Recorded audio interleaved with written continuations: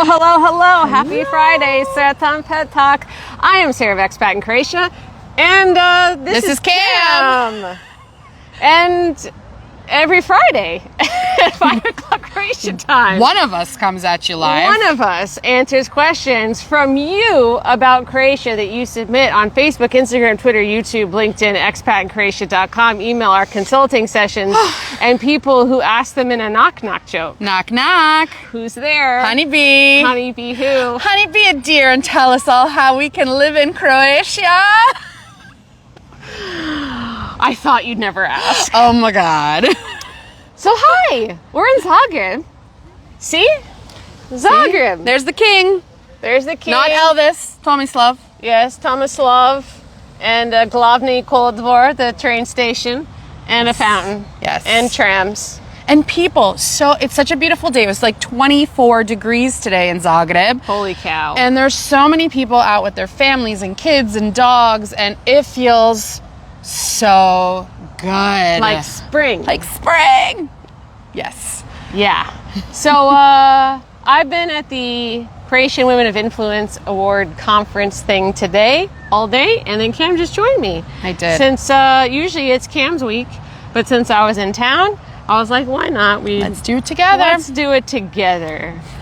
So that's what we're going to do today. And so we're going to do something a little bit different since it's a special occasion. Yes. We're going to ask each other some questions about Croatia. We are. We are. Yeah. Did I miss anything? I don't think so.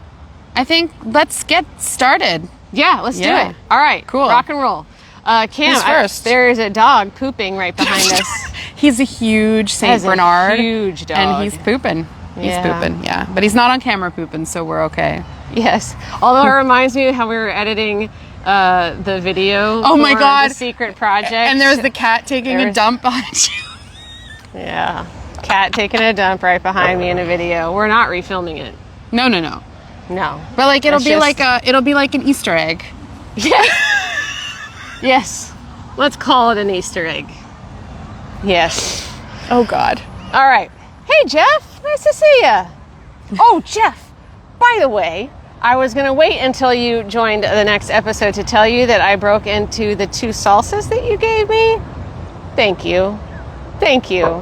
I made breakfast tacos just so I could put that salsa on them. Thank you. What was the invite for that? Jeff gave me salsa when I was in Dallas when I did that Expat in Croatia meetup, along with a bunch of other goodies. Nice. Yes. Nice. Yes. Okay, now we're gonna get started really.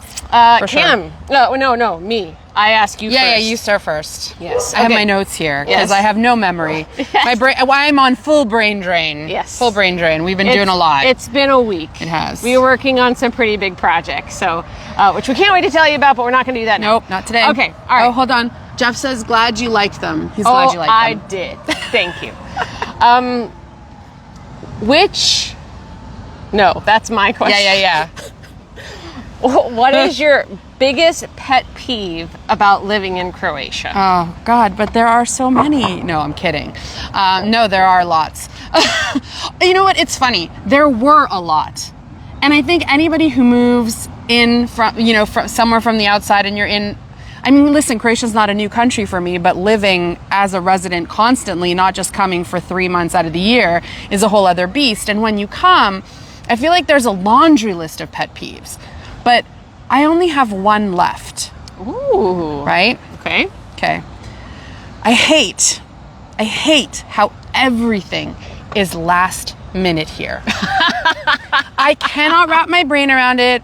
I am a planner. I have like a big family calendar on our fridge. I have my Google Calendar. I got my like to-do list on my desk, and I find out about things here 2 days before, and like it just blows up my life. So for example, the kids have like a natjecanje, like a home competition. They have a competition on the weekend.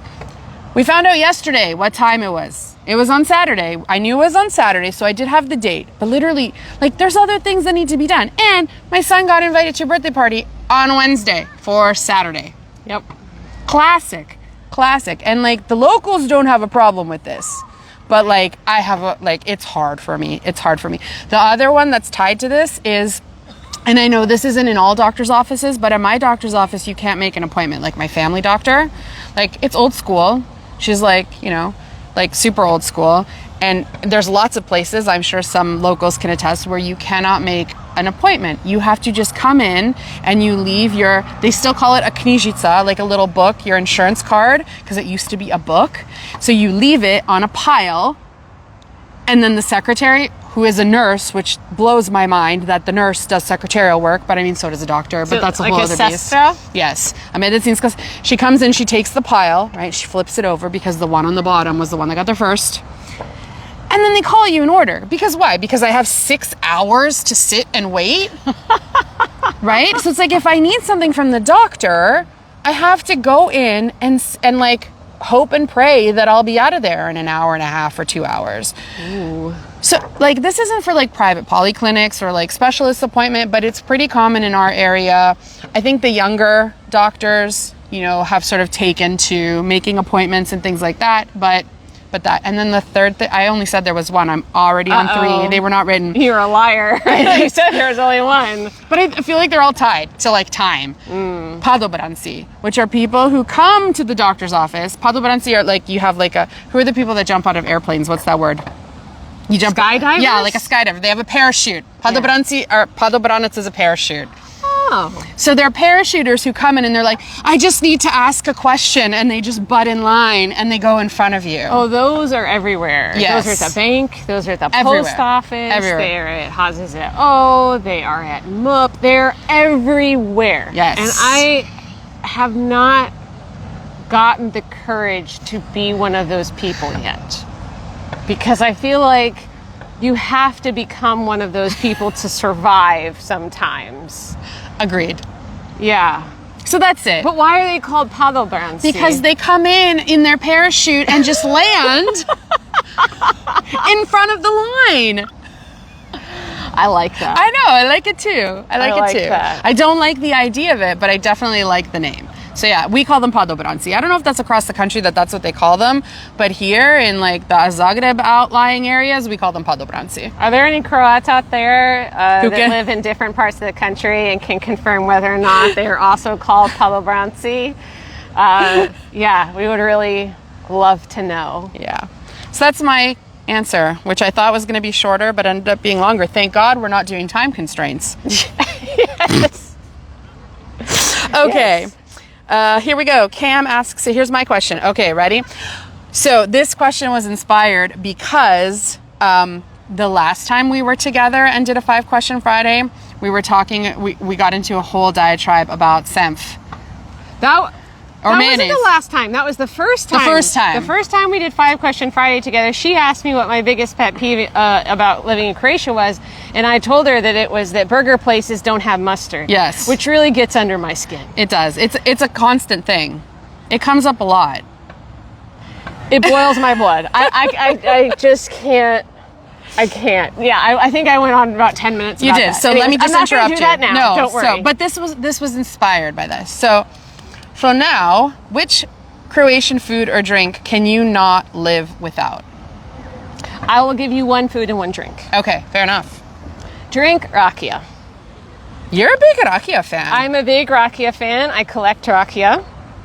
So whenever I find an interesting one, I get it and add it to my collection, or people give me rakias. So I think I might have about 20 now. But I love rakia, and I was not a big fan when I first got here because it was really intense. Like, I remember very distinctly being at a birthday party and having my first chavarica, and it was horrifying. PTSD came along with that. Like, for years, I was like, don't even bring it near me. Really? And now it's my favorite. Now it is my favorite. Never say never. Yeah, no, I love all the different flavors, not just the sweet ones because I'm a woman.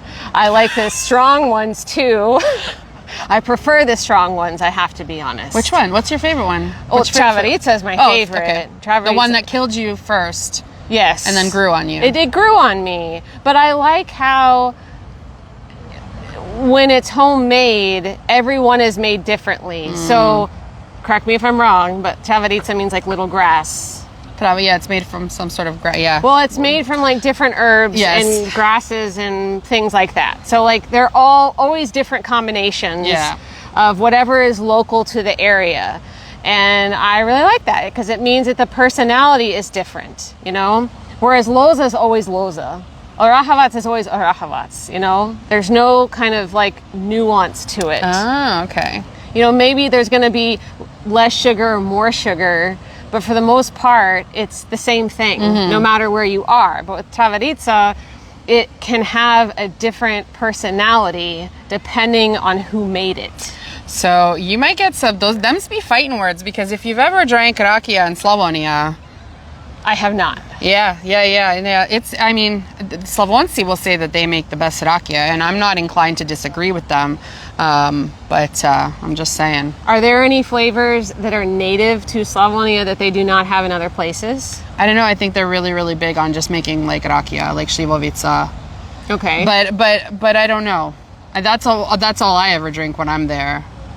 But we could just be some old-fashioned family that hasn't been exploring anything. So I don't know. But I like that. That's a good answer. Thanks. Now the food would be Milaram. What's that? Milaram is a uniquely Croatian dairy product that you can buy at the supermarket. It is like a combination or like a hybrid of yogurt and cream cheese, maybe. It's super thick. Like you can turn the thing upside down and nothing happens. Oh, okay. I know what you're talking about now. Yeah, and they have it at different fat levels. I don't see 32% anymore, and I saw 32% for a while. That's the best one. Now I only see 22, I think. Which one is the one I like the most? I think it's Dukat that I like the most, because some of them, like, look, it needs to be the super thick one, but I have used that for so many things. I put it in cake, like in place of like sour cream or mayonnaise. Which is not her favorite thing to have. It is not. I use it in place of sour cream for anything that I would use sour cream for. I will make dips out of it. I just use it for all kinds of things. Interesting. And it is so delicious. I love it so much. Can you use it in place of Greek yogurt? Absolutely. I mean, I wouldn't sit and eat like a... But you could, because it is a very... It has a cheesy quality to it. Mm-hmm. But I could see where you could like mix it around and so it's all like a smooth consistency, and maybe add some berries to it and a little bit of honey, and that would probably be real nice. Neat. But it's very rich and I like it a lot. All right. Very cool. All right, it's your turn now. Yeah, it is. I forgot what... Oh, I know. Oh. Yeah. Okay. Yeah. What is your favorite Croatian phrase? Yes. Oh, are you guys ready for this one? It's "Nije me briga, al bi rada znati." And that means it's not my business, but like I want to know. Like I really, really want to know. And it is like my personality encompassed in one phrase. Like it's me, right? Like I want to know. Tell me. I really, really, really want to know. And so, you know, I heard this so long ago, and obviously like it's in the Kai dialect, "Nije me briga." But a long time ago, my friends on my cello actually made me a shirt that said that, which was really cool. Yeah. But yeah, it's my favorite phrase. I love it. I was like thinking about, I mean, this is a rabbit hole, this question, because I was like, oh, there's so many good words, but that wasn't the question. It was phrase. And so I'm just going to stick to the phrase. We can do word another time. Yeah, because you know what ended up happening? They were all swear words. Well, I think that's okay, because swearing in Croatia isn't really swearing. No, it's joy. It's normal. It is. It's completely normalized. So it's not like you're cursing. No, you're just being in colorful. In English, you're just speaking. Totally. With flair. Yes. With a Croatian flair. Yes. All right. Next question for Sara. Oh. Okay, my darling friend who knows all things Croatia. What does Croatia do better than anyone else? Long coffees. Oh, yeah. Absolutely. Hands down, long coffees. And I've talked about this before, not necessarily in answer to this question, but long coffees are probably at the top of my list in terms of like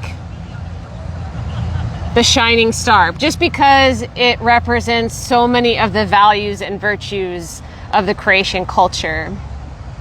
And I love showing people Croatian coffees. Yes. And it's hard for people to wrap their minds around it when they're not used to it, when they're not, they don't have Croatian heritage, they've never lived here before. Like, why would you sit and drink coffee for 3 hours? That's definitely not how it would be from where I came from.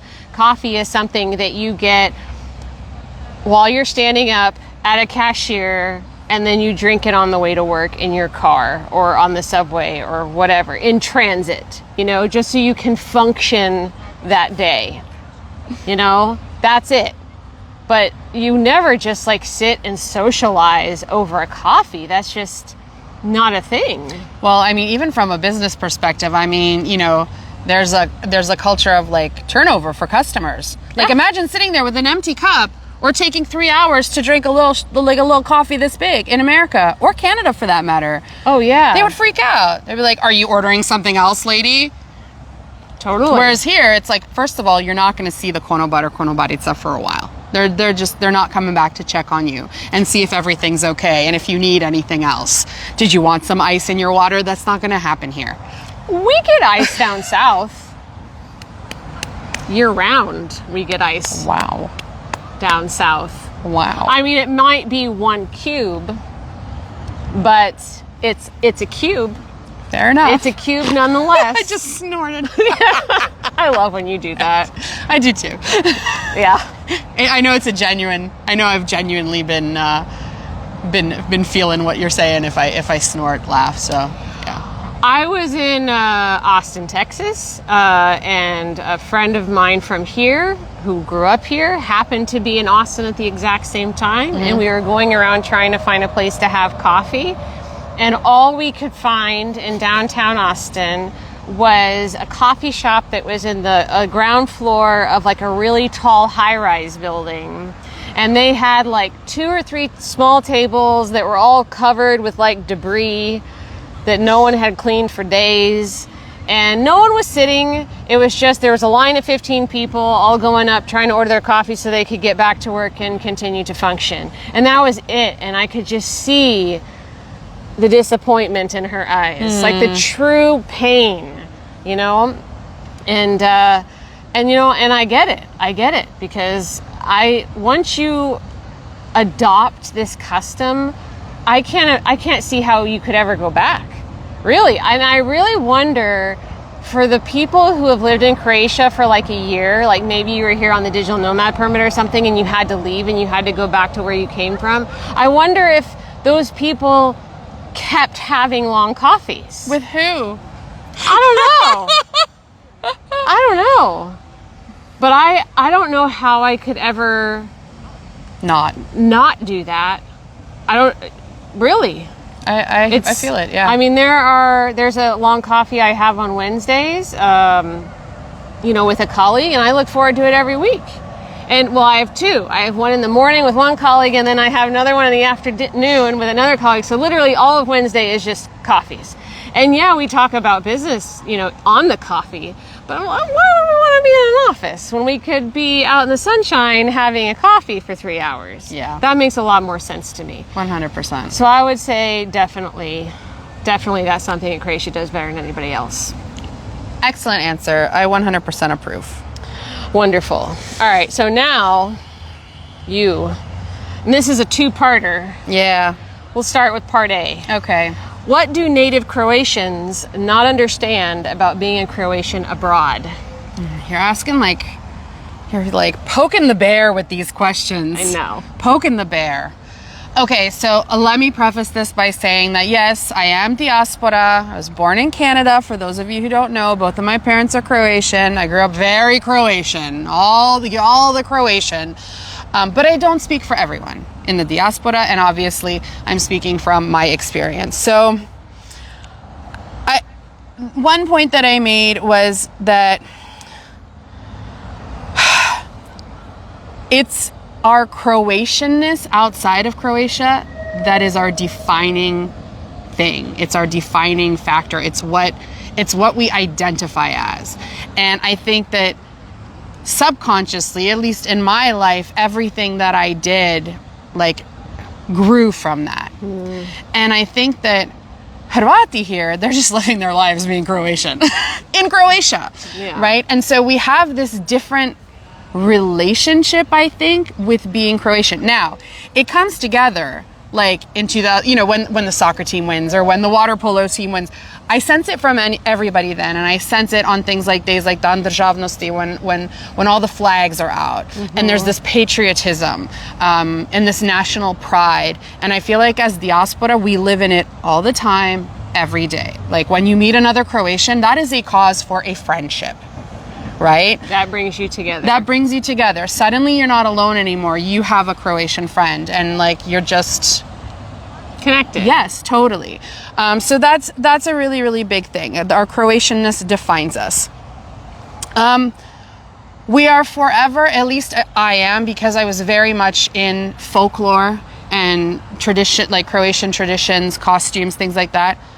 I am forever living in fear that we will lose our culture, our Croatianness, and forever working to preserve that and promote it and ensure that my children know and hopes that their children know. And actually that was one of the motivating factors of us moving here was, you know, I'm a first generation. I grew up speaking Croatian in my household always.